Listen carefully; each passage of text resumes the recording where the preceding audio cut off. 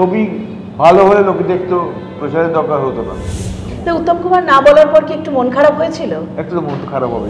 নিজে অ্যাক্টিং করতাম, হ্যাঁ আমি নিজে অ্যাক্টিং করতাম, অনেক প্রায় গোটা 20-25টা নাটকে অভিনয় করেছি। আমার মানে আমি বেঁচে আছি বলতে গেলে একটার জন্য। তাই exactly. He is a treasure, শুধু স্টেটের না, he is a national treasure. এরকম মানুষকে আমি বাঁচাবো না? মন খারাপ আমি করি না, কারণ আমি জানি এটা খুব স্বাভাবিক ব্যাপার। কারণ আমি বহুদিন ধরে ইন্ডাস্ট্রিতে আছি, দেখে আসছি। এখন আর প্রভাত রায় নেই, এখন হচ্ছে বাবি কেমন আছে। এখন মানে একতার বাবি কেমন আছে? নমস্কার, এই সময় অনলাইনে আপনাদের সকলকে স্বাগত। আমি সুস্মিতা রয়েছি আপনাদের সঙ্গে। একটা সময় অভিনেতা হওয়ার স্বপ্ন নিয়ে মুম্বাই পাড়ি দিয়েছিলেন তিনি। তারপর বলে না, ভাগ্যের লিখন খণ্ডাবেকে, ক্ল্যাপস্টিক হাতে অ্যাসিস্ট্যান্ট ডিরেক্টর হিসেবে তার কেরিয়ারের জার্নি শুরু। ধর্মেন্দ্র, অমিতাভ বচ্চন থেকে হেমা মালিনী, তারপরও অভিনেতা অভিনেত্রীদের সঙ্গে কাজের সুযোগ। ধীরে ধীরে টলিউড ইন্ডাস্ট্রির লাঠি হয়ে উঠেছিলেন তিনি। আমাদের আজকের আড্ডার অতিথি আমাদের সকলের প্রিয় পরিচালক প্রভাত রায়, এবং তার সঙ্গে আজ আরও একজন রয়েছেন। দীর্ঘ 13 বছর ধরে তিনিও এই ইন্ডাস্ট্রির সঙ্গেই যুক্ত, ক্রিয়েটিভ ডিজাইনার এবং আর্ট ডিরেক্টর। এবং তার পাশাপাশি আরও একটি পরিচয় রয়েছে, তিনি প্রভাত রায় কন্যা একতা ভট্টাচার্য। আপনাদের দুজনকেই এই সময় অনলাইনে স্বাগত। একতার কাছে যাওয়ার আগেই বলি যে আপনাকে এভাবে দেখে একটা অদ্ভুত ভালো লাগছে আমাদের, এবং আমাদের দর্শকদেরও আশা করি ভীষণ ভালো লাগবে যে প্রভাত রায় অ্যাজ ইউজুয়াল সেই রকম একদম ডেনিমে হ্যান্ডসাম লুকে আজকে ক্যামেরার সামনে। এই হাসিটা বলে দিচ্ছে সেই পুরনো প্রভাত রায় আবার ফর্মে ফিরছে, বলাই আসছে। একদম। একতা কেমন আছো? ভালো আছি, একদম ঠিক আছি। তোমরা বাবির প্রশংসা করছো, এটাতে আরো বেশি আনন্দ পাচ্ছি। একদম। এই যে আজকের এই লুকটা কি আজকে ক্রিয়েট করানো হয়েছে, মানে বাবির এই লুকের ডিজাইনার কি একতা? দেখো, আমি বাবির শার্টগুলো ডেফিনেটলি আমি পছন্দ করি, কিন্তু প্রত্যেক দিন ধরো কোথাও বেরোনোর থাকে বা কোথাও যাওয়ার থাকে, বাবি একবার জিজ্ঞেস করে কি পরবো, তো সেখানে সেই ইনপুটটা থাকে এখনো আর কি। তাহলে এখন শরীর মোটামুটি বিভিন্ন কিছু তো যাচ্ছে, কিন্তু তার মধ্যে থেকেই মোটামুটি ফিট। বলাইয়ের জন্য প্রস্তুতি কি জোরদার চলছে? খুব জোরদার চলছে। মেনলি যেটা ইন্টারেস্ট নিয়ে করছি সেটা হচ্ছে ও তো রয়েছেই, সব কিছুর সঙ্গে ও জুড়ে রয়েছে। এবং ও আমাকে ইন্সপায়ার করছে ভীষণভাবে বলাই করার জন্য এবং আরও ছবি করার জন্য, ফিল্ম করার জন্য। দেখা যাক কত ই করতে পারে। এখন তো মোটামুটি এখন একটা লাস্ট মুহূর্তের প্রস্তুতি চলছে, মানে আর দিন কয়েকেরই অপেক্ষা আর কি বলা যেতে পারে। আচ্ছা, আমার একটা জিনিস খুব জানতে ইচ্ছে করে, আমি যদি তালিকা মানে হাতের কর গুনে বোধহয় কর শেষ হয়ে যাবে, কিন্তু তালিকা শেষ হবে না ইন্ডাস্ট্রিতে আপনার হাত ধরে আসা। হ্যাঁ, আমি ঋতুপর্ণা সেনগুপ্ত থেকে শুরু করে টোটা রায়চৌধুরী, শুভশ্রী গঙ্গোপাধ্যায়, হ্যাঁ, মানে ইন্ডাস্ট্রিতে এখনো পর্যন্ত টলিউডের যে সমস্ত মুখ যারা দাপিয়ে অভিনয় করে বেড়াচ্ছে, তাদের অনেকাংশেই তাদেরকে ইন্ডাস্ট্রিতে নিয়ে আপনার হাত ধরে আসা। হ্যাঁ, তো তাদের সাথে যোগাযোগ আছে? আছে মোটামুটি। আচ্ছা, তো এই যে পুরনো মুখগুলো যারা এখন এতটা জনপ্রিয়, তাদের সাথে আবার নতুন করে কাজ করতে ইচ্ছে করে? বাহ, এতদিন বাদের এই ছবির কাজ কতটা মনে হচ্ছে ইন্ডাস্ট্রিতে, মানে এই মানে প্রাথমিক যে খসড়া তৈরি, কতটা পরিবর্তন হয়েছে বলে মনে হচ্ছে? অনেকটাই পরিবর্তন হয়েছে। কি ধরনের? সেটা হচ্ছে যে এখন বেশিরভাগটাই যেটা করা হয় সেটা হচ্ছে যে পাবলিসিটি বেশি নজর দেওয়া হয়েছে, কাজটা কম করা হচ্ছে।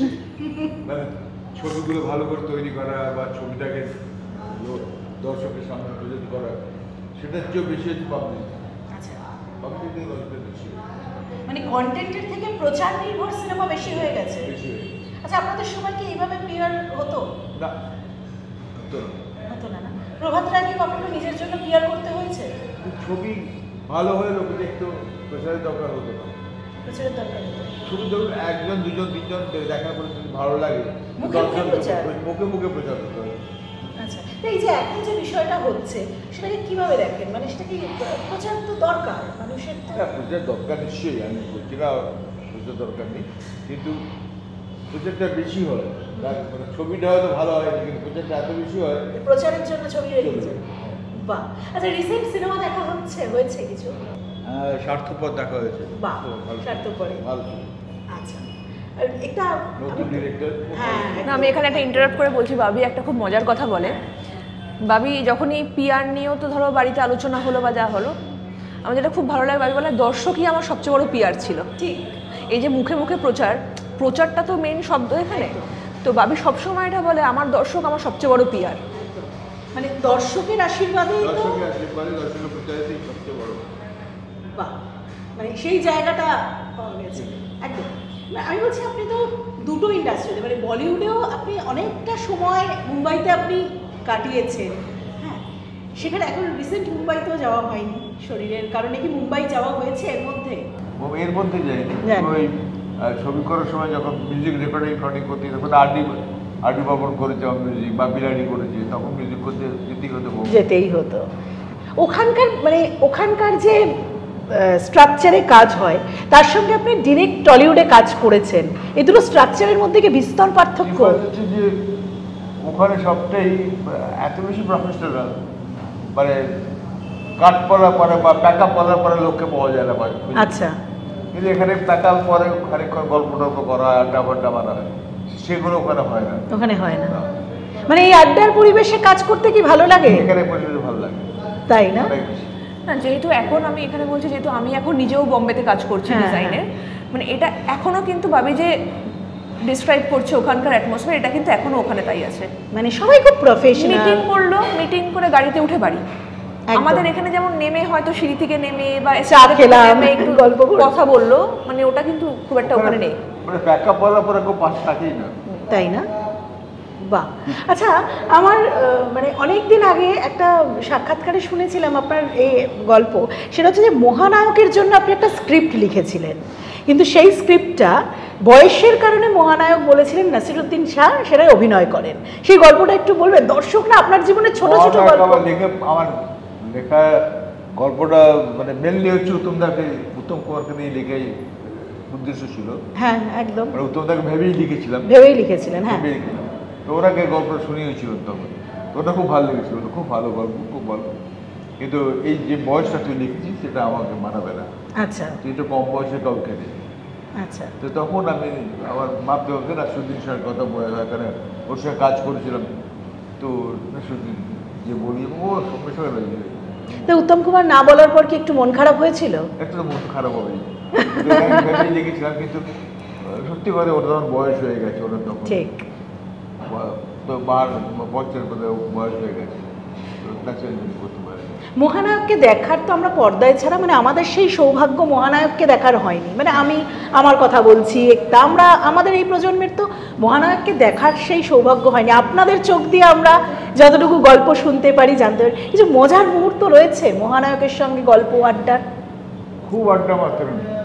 আচ্ছা, উনি টেকনিশিয়ানদের সঙ্গে বসে গল্প করতে ভালোবাসতেন এবং মজার মজার কথা বলতেন, আমরা খুব এনজয় করতাম। একবার আমি ওনাকে হাত দেখে, আপনি হাতাকাটাকি করছিল, লঞ্চ করে শুটিং, মহানায়ককে হাত দেখতে পারতেন? হ্যাঁ, উনি আচ্ছা ভালোবাসতেন। আচ্ছা, তো আমরা একবার শুটিং করতে লঞ্চ করে যাচ্ছি স্টিমারে করে, তা সব বসে আড্ডা মারছি, হাত দেখছি, আমি ওনার হাত দেখলাম, বললাম দাদা একটা কথা বলবো। বলে কি? বলে আমি শুনেছি আপনার এইখানটা উঁচু হলে নাকি খুব মানে মেয়েদের সঙ্গে ঘনিষ্ঠতা হয়। আচ্ছা, তো বলে ওটা তো আমি করিনি বাবু, অপর থেকে পাঠিয়েছে। ও মানে এই জায়গাটা উঁচু হলে তাহলে মানে মেয়েদের, হ্যাঁ আমি শুনেছিলাম, হ্যাঁ হ্যাঁ, আমাকে কেউ বলেছিল যে এটা উঁচু হলে নাকি মেয়েদের সঙ্গে খুব ঘনিষ্ঠতা হয়। তো ওরা খুব উঁচু একবার, এতখানি উঁচু। তো আমি দেখেছি যাই এতখানি উঁচু, আপনার তো অনেক মেয়ের সঙ্গে বলে, আমি তো ওটা করিনি ভগবান। খুব ভালো। আচ্ছা, একটা জেনারেশনের সঙ্গে কাজ করার তো অভিজ্ঞতা রয়েছে, এখন নতুন যারা, হ্যাঁ তাদের কাজ কি দেখা হয় মোটামুটি? মানে বেশিরভাগই প্রফেশনাল নয়, প্রফেশনাল। আচ্ছা আচ্ছা, কাজে এলো, কাজ করলো, চলে গেল, পয়সা এনে চলে গেল, এরকম। কিন্তু তখন একটা বন্ধুত্বপূর্ণ কাজ হতো, সবাই বেশ সকলের সাথে আত্মীয়তা হতো, বন্ধুত্ব হতো, ভালোবাসা হতো, সেই নিয়ে কাজ হতো। মানে টাকা পয়সা না পেলেও অনেক সময় কাজ হতো, কিন্তু এখন সেটা হয় না। সেটা হয় না। এখন ইন্ডাস্ট্রির কিছু অবস্থা দেখলে কি দুঃখ হয়? দুঃখ তো হয়। কোন কোন ক্ষেত্রে প্রভাত রায় খুব দুঃখ পান? দুঃখ পাই এই কারণে যেমন আন্তরিকতা নেই, এই দুঃখ পাই বেশি। আন্তরিকতার অভাব হয়েছে। অভাব আছে। আচ্ছা, আমরা তো স্টার, সুপারস্টার মানে এই বিভিন্ন তকমা দিই। তো এখন ইন্ডাস্ট্রিতে স্টার আছে, মেগা স্টার আছে, সুপারস্টার। হ্যাঁ, এই সুপারস্টার এই কারণে বলছি, ধরুন এমন সুপারস্টার যার নামে আর কি যদি পোস্টারে তার নাম পড়ে, তার ছবি থাকে, তাহলে প্রযোজককে ভাবতেই হয় না যে টাকা আমি ইনভেস্ট করব হাসতে হাসতে সেই টাকা ঘরে ফেরত আসবে। হ্যাঁ, সেইরকম সুপারস্টার আছে কেউ? এরকম সুপারস্টার কেউ নেই, তাই প্রসেনজিতের যথেষ্ট নাম আছে সুনীল চট্টোপাধ্যায় এবং প্রসেনজিতের নামেতে ছবি অনেক সময় চলে। একটু ভালো অভিনয়, ও খুব ভালো অভিনয় করে, আমার খুব ভালো লাগে ওকে। তো ওকে সুপারস্টার বলা যেতে পারে মোটামুটি আর কি। কিন্তু বাকি তার বাইরে এই মুহূর্তে সুপারস্টার সেইভাবে কাউকে বলা যায় না। বাহ, আচ্ছা, আর এটা তো গেল। আমি যদি মানে এবার কোনো মহিলা চরিত্রের ক্ষেত্রে যদি বলি, এখনো পর্যন্ত মানে মহিলা সুপারস্টার কাকে বলবেন? অপর্ণা সেন। বাহ, মনে পড়ে গেল সেই সময়কার কথাগুলো। না, আমি শেখর সার্জন করি তখন আমি সত্যি মেয়ে খুঁজে পাচ্ছিলাম না, কোনো মহিলা খুঁজে পাচ্ছিলাম না। তো শেখর ছাড়া পড়ার পরে আবার মাথাতেই প্রথম পাশে অপর্ণা সেন ঠিক, এবং করেছিলাম, ওটা নাম করে। আচ্ছা, একটা মানুষের মধ্যে একটা ধারণা আছে অপর্ণা সেনের কাছে যাওয়া মানে মানে ওটা খুব দূর থেকে অপর্ণা সেনকে দেখা ভালো, কারণ অপর্ণা সেনের কাছে গেলেই মানে একটা অন্যরকম ব্যাপার। সেই অপর্ণা সেনের সঙ্গে শ্বেতপাথরের তালে মানে একটা সুপারহিট একটা ছবি। হ্যাঁ, তো সেই জায়গায় দাঁড়িয়ে অপর্ণা সেনকে রাজি করাতে খুব সমস্যা, খুব বেগ পেতে হয়েছিল প্রভাত রায়কে? কোনো সমস্যা উনি প্রথমেই যখন শ্বেতপাথর, আমি শ্বেতপাথরে গেলাম গল্প, 2-3টে গল্প শুনেছিলাম, তো উনি শ্বেতপাথরে পছন্দ করেন বলে এই গল্পটা ভালো। তো প্রথমে আপনি তারপরে বললাম আমরা কাজ করতে গেলে একসঙ্গে আপনি বললে ভালো লাগবে না, তুমি আমাকে অপর্ণা রীনা বলবে, আমি তোমার প্রভাত বললাম। ঠিক আছে, আর খুব আন্তরিকতার সঙ্গে কাজ করা যায় এবং কাজ করার সময় সত্যি কথা বলতে উনি এত সিনসিয়ার। আমি স্ক্রিপ্ট দিয়ে দিয়েছিলাম পুরো আমি সবসময় ছবি করার সময় আর্টিস্টদের মেন আর্টিস্ট স্ক্রিপ্ট আগে দিয়ে দিই, তো ওর স্ক্রিপ্ট পড়ে রেডি হয়ে আসতো একদম, এবং সেটা বলতে হতো না, এত রেডি হয়ে আসতো। শুধু কোথা থেকে হাঁটবে, কতটা হাঁটবে, কী হাঁটবে, কোথায় দাঁড়াবে, এইটা বলতে হতো, বাকি ডায়ালগ একদম বলতে হতো না। বাবি কিন্তু খুব সুন্দর অ্যাক্টিং করে দেখাতো। আচ্ছা, যেহেতু নিজে অভিনেতা হওয়ার শখ ছিল, হ্যাঁ। বাবি কিন্তু আমি তো শুনেছি, আমি তো আর দেখতে পাইনি, মানে আমি ওই ফেসগুলো দেখতে চাই বলেই বলাই করছি, কারণ আমি তো সেই প্রভাত রায়কে দেখিনি একদম। আমাকে সবাই বলে ওনার হাঁটা চলা বা সেটে যেভাবে উনি নিজেকে কন্ডাক্ট করতেন, মানে সেটা নাকি দেখার মতন। এবার এই লোকটা আমি কি করে ইয়ে করবো, তাই সেটার জন্যই আমার বলাইটা করা, অ্যাটলিস্ট 3 দিন সেটা হলো আমি ডিরেক্টর প্রভাত রায়কে দেখতে চাই। তো ওই কিন্তু আমি মানে যারা ওনার সাথে কাজ করেছে আমি শুনেছি উনি ভীষণভাবে অ্যাক্টিং করে দেখাতেন। তার কারণ আমি নিজে অ্যাক্টিং করতাম, আমি নিজে অ্যাক্টিং করতাম, অনেক প্রায় 20-25টা নাটকে অভিনয় করি এবং অভিনেতা হওয়াই সব ছিল। তো ন্যাচারালি এখনো পর্যন্ত সেটা মানে মাথার মধ্যে সেটা করে। আচ্ছা, যখন অভিনেতা হতে গিয়ে পরিচালক হলেন, দুটোই খুব স্বপ্নের, খুব সুন্দর, কিন্তু কোথাও গিয়ে কি মনে হয় অভিনেতা হলে পরিচিতি আরো অনেকটা বেশি পাওয়া যেত? হ্যাঁ, পরিচিতি পাওয়া যেত, কিন্তু ডিরেক্টর হলে, পরিচালক হলে যে সম্মানটা পাওয়া যায় সেটা অন্য। ঠিক ঠিক, কারণ অনেক অভিনেতাই তো বলেন যে পরিচালক হওয়া এত মুখের কথা নয়। মুখের কথা নয়, কারণ পরিচালক হতে গেলে ক্যামেরা সেন্স থাকে দরকার, এডিটিং সেন্স থাকে দরকার, স্ক্রিপ্ট সেন্স থাকবে, সব কিছু, ও অ্যাক্টিং সেন্স দরকার। তো এতগুলো গুণ থাকলে, মোটামুটি যা থাকলে তবে ডিরেক্টর হওয়া যায়। এটা সত্যি।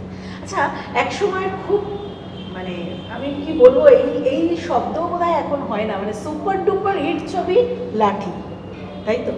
আপনার জীবনে আমি দেখেছি যে আপনি হসপিটালে ভর্তি হয়েছেন, লাঠির মতো এসে পাশে দাঁড়িয়েছেন ভিক্টর বন্দ্যোপাধ্যায়।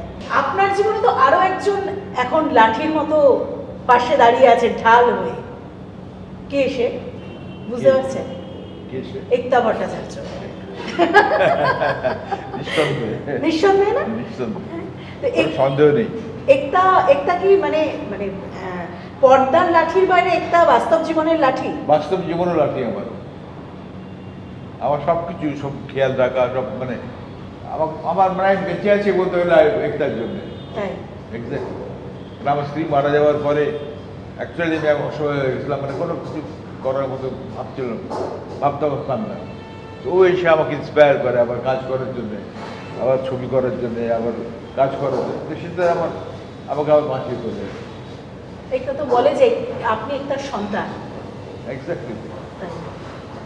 বাবিকে যখন আমি ডিসিশনটা নিলাম বাবির দেখভাল করার বা বাবির দায়িত্ব নেওয়ার, অ্যাকচুয়ালি এটা তো মানে বাবি যেমন বলে আমাদের দুজনেরই সিনেমা বা আমাদের মাম্মার সাথেও যে বিয়েটা খুব সিনেম্যাটিক লাইফ আমাদের, মানে এরকম সচরাচর দেখা যায় না এরকম ঘটনা। তো আমার ছোটবেলা থেকেই বাবির প্রতি একটা আলাদা সম্মান, ভালোবাসা, স্নেহ ছিল। এবং আমি যেই সময় বাবির ছবিগুলো দেখে বড় হচ্ছি সেই সময় কিন্তু আমার বয়সী যারা তারা কুছ কুছ হোতা হে দিল তো পাগলে দেখছে। তো আমার ওনার ছবির প্রতি একটা আলাদা ফ্যাসিনেশন ছিল। এবং আমার বাবা মাও জিজ্ঞেস করতেন, যারা আমাকে জন্ম দিয়েছেন তারাও জিজ্ঞেস করছেন তুই প্রভাত রায়ের ছবি বা এই প্রতিদান প্রতিকার এগুলো নিয়ে এত কী বুঝিস। তখন আমার 7-8 বছর বয়স আর কি। তো সেইখানে দাঁড়িয়ে আমি যখন বুঝলাম যে বাবির মানে he is not doing well in life, আমার কোথাও গিয়ে আমার মনে হলো এই মানুষটিকে বাঁচানোর দরকার, এরকম একজন মানুষ। কারণ আমি খুব অনেস্টলি বলতে পারি এরকম মানুষ আমাদের শহরে খুব কম আছে। এরকম মানে আবার বলছি এরকম বডি অফ ওয়ার্ক, এত ভালো, এত অনেস্ট, মানে সব দিক দিকে বলছি কমপ্লিট, যে খুব কম এরকম মানুষ আছে। এবং আমি ছোটোবেলা থেকে যেহেতু ওনার কাজ, ওনাকে এত ভালোবাসি, তো আমিও তখন বাবা মাকে বললাম যে আমি ওনার দায়িত্ব নিতে চাই আর কি। সে কতটা পারবো জানি না।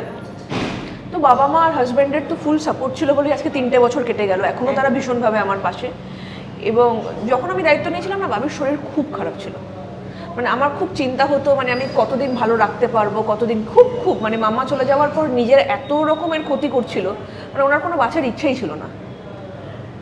তারপরে ওই চেষ্টা করেছি আর কি কাজে ফেরানো, অনুষ্ঠান। আমি জানি না একজন মানুষ যে এত সফল একজন পরিচালক, তাকে সবচেয়ে বেশি অডিয়েন্স এত ভালোবাসে। মানে এখনও একটা ছোট আমরা শর্ট ফিল্ম অ্যানাউন্স করেছি, তাতে তোমরাও খেয়াল করেছে মানুষের মধ্যে কী লেভেলের এক্সাইটমেন্ট, কী লেভেলের উদ্দীপনা এইসব আছে। সেই মানুষটা কি করে 10 বছর সব কিছুর থেকে দূরে ছিল আমি এখনো বুঝতে পারি না। মানে আমাকে সবসময় একটা বাবি একটা কথা বলে যে জীবনের টাইমিংটা খুব বোঝা দরকার। যেই লাস্ট দুটো ছবি অতটা ভালো ফল করলো না, বাবি কিন্তু একবারে ডিসাইড করলো মাই টাইম ইজ আপ। আচ্ছা।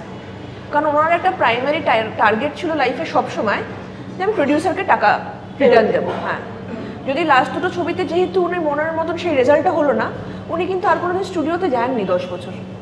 2015-তে লাস্ট কাজ করেছেন, একটি টেলিফিল্ম করেছিলেন, তার আগে ফিচার ফিল্ম।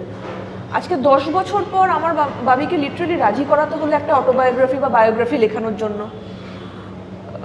মনে হয় সফল হয়েছে, লোকে পছন্দ করছে। ক্ল্যাপস্টিক নামটা বাবিরই দেওয়া, কারণ যেহেতু ওনার জীবনে ক্ল্যাপস্টিক একটা খুব ইম্পর্টেন্ট একটা পার্ট, তো নামটা ওনারই দেওয়া।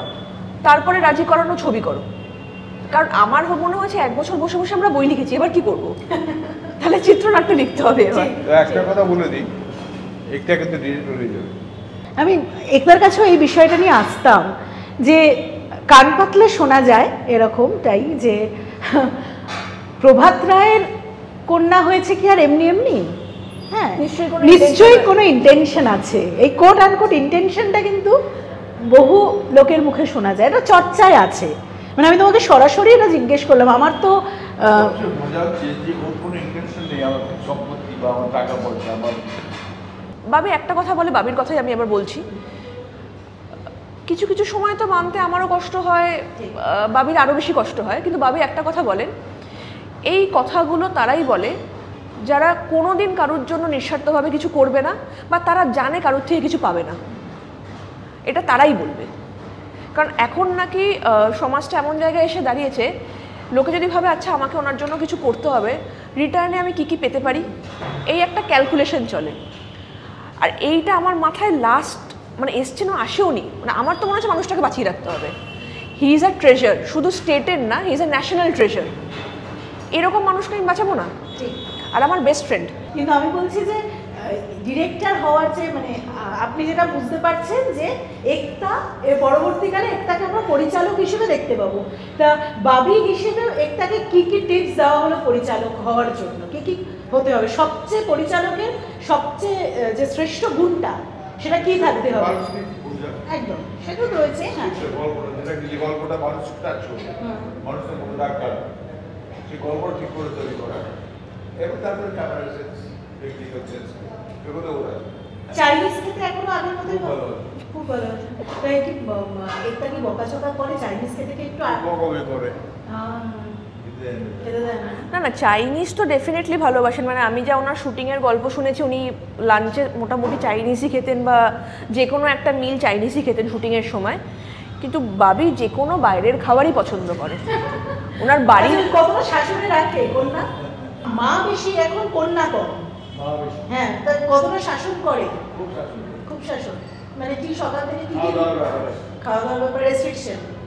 বাহ, এটা ক্যামেরা বলা যাচ্ছে। এই রে, এটা কি বলছে? বাবি খেতেই ভালোবাসে বাইরের খাবার, বাড়ির কোনো কিছু। আমাকে ভালোবাসে। আচ্ছা, আমার বাড়ির রান্না ভালো লাগে না। ও বাড়ি রান্না একদমই মানে যে রান্না করে হ্যাঁ আমার তা ভালো লাগে না। যাই হোক, কারণ সে একটু হেলদি খাবার, হেলদি, মশলা কম, নুন কম করে করেন আর কি, এইভাবে আচ্ছা। মেনটেন করে, সেটা বাবির ভালো লাগে না। তুমি যদি বাবিকে প্রত্যেকদিন একবেলা করে চাইনিজ দাও বা একটু ফিশ ফ্রাই দাও, খুব ভালো লাগে। হ্যাঁ এইসব ভালো। আচ্ছা, আবার আমরা একটু সিনেমায় আসি। সেটা হচ্ছে যে আমি মানে আমার তো সেটা দেখার সৌভাগ্য হয়নি, কিন্তু আমি যা শুনেছি এক একটা সিনেমা আপনার যেগুলো সপ্তাহর পর সপ্তাহ, হ্যাঁ তখন তো সিঙ্গেল স্ক্রিন, মাল্টিপ্লেক্স নেই, হ্যাঁ মাল্টিপ্লেক্সের ভিড় নেই, সপ্তাহ পর সপ্তাহ চলেছে একদম সুপারহিট হিসেবে, এবং মানে টিকিট রীতিমতো কয়েক সপ্তাহ চাওয়ার পরেও টিকিট মানুষ পায়নি, হাহাকার হয়েছে। কিন্তু এখন 25 দিন, 50 দিন, 75 দিন, 100 দিন, হ্যাঁ প্রত্যেকটা দিন ভাগে সেলিব্রেশন হচ্ছে, 25 দিনের সেলিব্রেশন। হ্যাঁ, হয়তো একটা দুটো হলে চলছে, তারপরে সেলিব্রেশন হয়। ওই যে আমি বললাম তো, দুটো একটা বেশি হচ্ছে। আচ্ছা, আমার অনেক ছবি 25 সপ্তাহ চলে, 3টে করে শো, হুম হুম, যেমন লাঠি 3টে করে শো, 25 সপ্তাহ একটা হবে। সেটা সেলিব্রেশন হয়েছে 25 সপ্তাহ পরে, আর এটা এখন তো 10 দিন চলছে সেলিব্রেশন। হুম হুম হুম। সেই সময় যদি মাল্টিপ্লেক্স থাকতো তাহলে কি সিনেমাগুলো আরো একটু বেশি ভালো প্রচার পেত? কেমন লাগছে আবার ফিরে এসে? ভালো লাগে, ভালো লাগে। জগৎটা জীবনী অনেক দিন কাটিয়েছি, আবার যখন এই ক্যামেরার সামনে গিয়ে বসবেন তখন আবার আরো ভালো লাগে। এখনকার অভিনেতারা যারা রয়েছে, নতুন প্রজন্মের যে অভিনেতারা রয়েছে, অনেকে রয়েছেন, মানে মানে আমি বলছি প্রসেনজিৎ চট্টোপাধ্যায় বা তাদের পরবর্তী যে জেনারেশনটা, জিৎ, দেব, তারপরে আবির চট্টোপাধ্যায়, পরমব্রত, ঋত্বিক, এদের যে একটা ধারণা, এদের মধ্যে কার কার অভিনয় খুব ভালো লাগে? ঝগড়া কেন? প্রভাব রায়ের পছন্দ। সবাইকে ভালো লাগে। এইটা খুব ভালো উত্তর। মানে এখানে কোনো কন্ট্রোভার্সিতে জড়াতে সকলেই ভালো। চরিত্রটা সকলেই ভালো। একদম। চরিত্রটা প্রায় ভালো। দেশের বড় প্রতিষ্ঠারা ভালো চরিত্র পায়, কি আমিরা ভালো চরিত্র পায়, যেই পাক, ঠিক পাক, চরিত্র যদি ঠিক মতো সে ফুটিয়ে তুলতে পারে, সেই ভালো।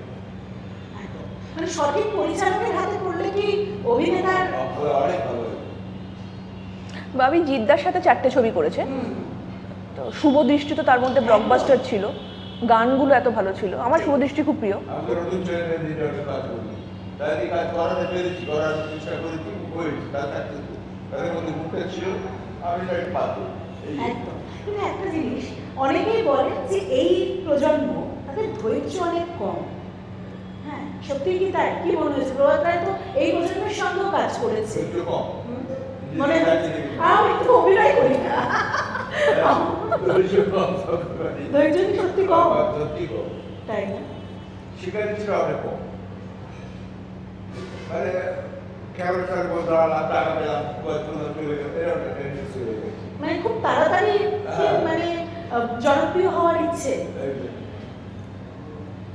একটা সেক্ষেত্রে একটা তো ডিরেক্টর হতে, তুমি বারবার আমাকে প্রেশারে ফেলছো। আমার একটা ডিরেক্টর হলে সেক্ষেত্রে একটা কি ধৈর্য, একটা ধৈর্য ব্যাপারে কি ধারণা? খুব কম, খুব কম। আগে পিছন। সেটা তো পার্সোনাল লাইফে বলছো। একটা কি রাগি না? একটা বড় ভালো ধৈর্য আছে, কাজ শেখার ইচ্ছে আছে, এবং সবচেয়ে বড় অদ্ভুত লাগে যখন রাত্রে বলে অনেক রাত্রে আমাকে জিজ্ঞেস করছে ওই গল্পটা কিরকম বলো তো, এরকম এই অত লাগে যে এত রাত্রেও ভাব দিয়ে যায় ছবি দিয়ে গল্প। আমার মধ্যে তো ছিল না আগে লেখা আর গল্পের ব্যাপারটা, উনি ঢুকিয়েছেন আবার। আমার তো ওই 5-6 বছর যে গ্যাপটা ছিল যেখানে আমি আর লেখা বা গল্প নিয়ে ভাবিনি, এই ক্ল্যাপস্টিক যে মাথায় ঢোকালো বা হাতে পেনটা ধরালো, এখন অনেক গল্প ভাবি, কারণ আমি চাই যদি গল্পগুলো ওনার ভালো লাগে আর উনি যদি সেটে ফেরেন। আমি বাবিকে সেটে দেখতে চাই, ব্যাস এইটুকুই। আমি আবার একটা ঝগড়া কারণ আমি এটা খুব মানে সিম্পল জিনিসকে জিজ্ঞেস করছি। বহু অভিনেতা অভিনেত্রীকে ইন্ডাস্ট্রিতে হাত ধরে নিয়ে আসা প্রভাত রায়, আমি সেই জায়গা থেকে জিজ্ঞেস করছি যখন জীবনে খুব সংকটের সময় তখন তারা পাশে দাঁড়িয়েছিল।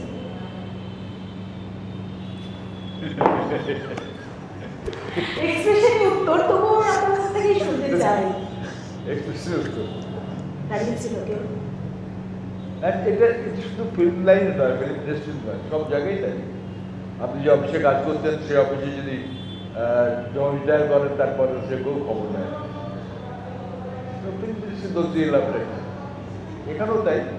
তবে হ্যাঁ, ওই জয়যুক্ত থাকে যদি আমার ছবি করে ঠিক আছে, মানে সেই জন্য একটা সুতোর টানের মতো থেকে যায়। থেকে যায় কখনো মানে আমি এই সংকট মানে তো আপনার আর্থিক সংকট না, এই সংকট মানে পাশে থাকার মানুষ বা খোঁজ খবর নেওয়া। খোঁজ খবর নেয়নি আপনি যাদেরকে নিয়ে এসেছেন? কিছু কেউ নেয়, নিশ্চয়ই নেয়,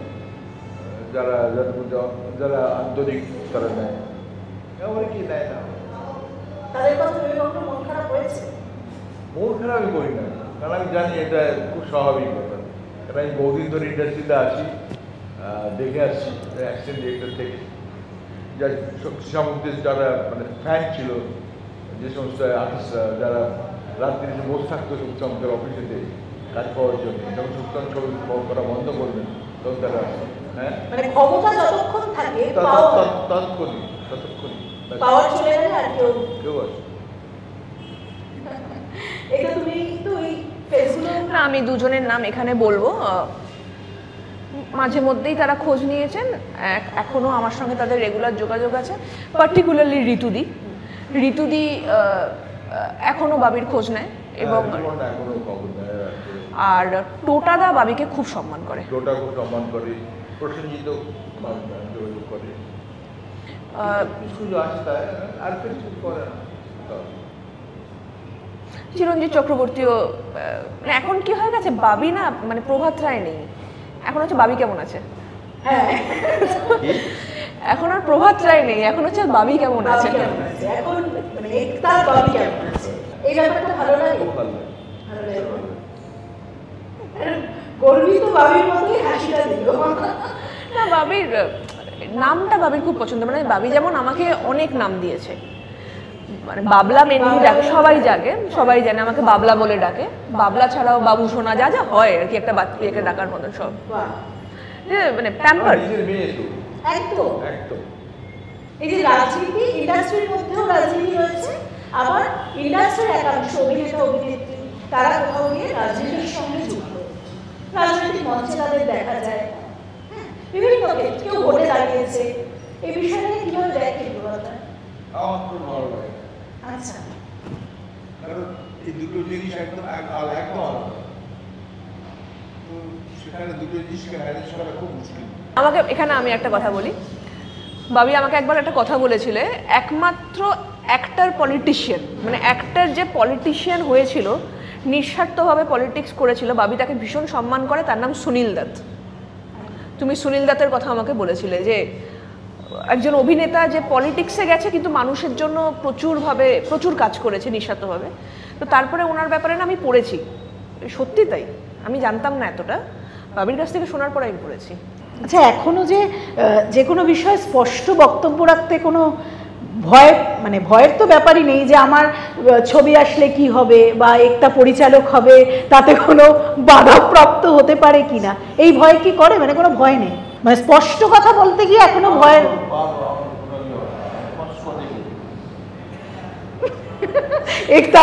একটার হাসিটা কি বলছে দেখুন। আমি টেনশনে থাকি না। আমি একটা জিনিস একটু জিজ্ঞেস করতে চাই, সেটা হচ্ছে যে এই যে নিজের সন্তান আর অন্যের সন্তান, এইভাবে মানুষ তো বিচার করে। কোথাও গিয়ে ও যে সময় আপনার পাশে দাঁড়িয়েছে বা যে সময় আপনাকে সন্তান স্নেহে মানে আগলে রাখছে, হ্যাঁ, কোথাও কখনো আপনার মনে হয়েছে যে আমার নিজের সন্তান থাকলেও হয়তো এটা করতো না? এত কিছু করতে পারতো না হয়তো, ও যা করে মানে ধারণা করা যায় না। আমি কি খাবো না খাবো, সকাল থেকে রাত্রি পর্যন্ত কীভাবে থাকবো, কী জামা কাপড় পরবো, কী না, তাই জামাটা পরে আসবো সেটাও বলে যাবে। বাহ, তো আমার কিছু ভালো লাগে, নিশ্চয়ই ভালো লাগে যে আমার কিছু ভাবতে হয় না, সব ওই ভেবে দেয়। আমি একটা কথা বলে যে দেখো, এই শহরে হয়তো কত আমার বয়সী মানুষ আছে, তারা একা বাড়িতে বসে আছে, কথা বলার কেউ নেই। আর আমরা না মানে অসুস্থতার ওই ফেজটা বাদ দিয়ে আমরা ভীষণ বেরোই। আচ্ছা, মানে কাবাব খেতে যাওয়া বা কিছু খেতে যাওয়া, এগুলো আমরা খুব করি।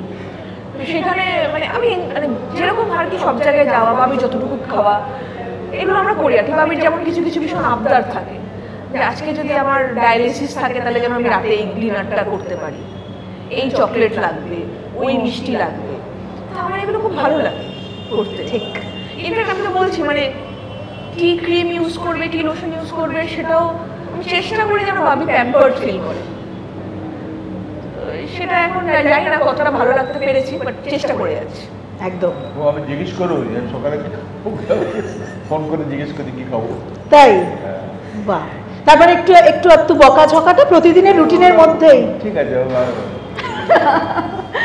ভীষণ ভালো লাগলো দুজনের সঙ্গেই আড্ডা দিয়ে। আমি মানে এইভাবে এই বাবা মেয়ের জুটি দীর্ঘ বছর বাবা মেয়ে না, মা ছেলে। ও আচ্ছা, এই মা ছেলের জুটি তাহলে একসঙ্গে দীর্ঘ বছর একসঙ্গে পথ চলুক, একসঙ্গে থাকুক। আরো দর্শক অপেক্ষা করছে আরো নতুন নতুন কাজ প্রভাত রায়ের, মানে আর প্রভাত রায়ের থেকে প্রভাত রায়ের থেকে উপহার পাওয়ার জন্য। এবং তার থেকেও বড় কথা হচ্ছে আমরা দেখতে চাই ক্ল্যাপস্টিকটা একতার হাতে আপনিই তুলে দিচ্ছেন, তাই তো? মানে যে ক্ল্যাপস্টিক আপনার জীবনের সঙ্গী ছিল একটা সময় ক্যারিয়ারের শুরুতে, সেই ক্ল্যাপস্টিক আপনি তুলে দিচ্ছেন একতার হাতে, তাই তো? চেষ্টা করব। একদম। খুব ভালো থাকবেন। আর ভীষণ ভালো লাগলো আপনাদের সঙ্গে আড্ডা মেরে। জমজমাট আড্ডা, সিনেমা, খুঁটিনাটি জীবন এবং তার সঙ্গে বাবা ও কন্যার দিনযাপন এবং খুনসুটি সবটাই উঠে এলো একটা ছোট্ট আড্ডায়। আপনারা অবশ্যই আমাদের সঙ্গে থাকুন এবং এই সময় অনলাইনের সমস্ত খবরের দিকে চোখ থাকুক।